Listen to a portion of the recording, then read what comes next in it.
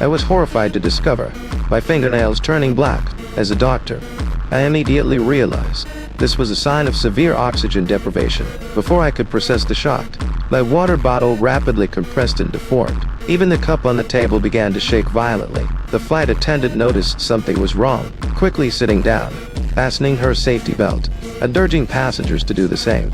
But it was already too late. The next second, the plane hit an extreme current. Water from the cup shot uncontrollably into the air. Passengers, caught off guard, were suddenly sucked into the air. The entire aircraft began to shake violently.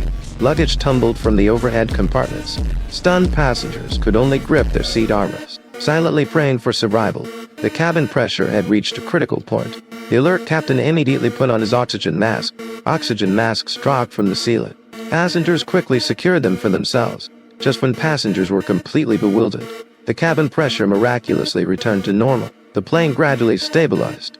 The captain spoke to calm the passengers, explaining that a severe air current had damaged a sealed cabin gasket, causing the high-altitude depressurization emergency.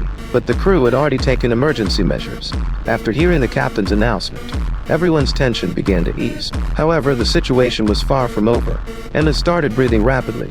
The flight attendant immediately broadcast, asking if any medical professionals were on board, and rushed over with a first aid kit. The situation was more critical than expected. Suddenly, the man shoved his hand into his mouth, then spat out a mouthful of black liquid. Dr. George stepped forward to help, and I rushed over after hearing the broadcast.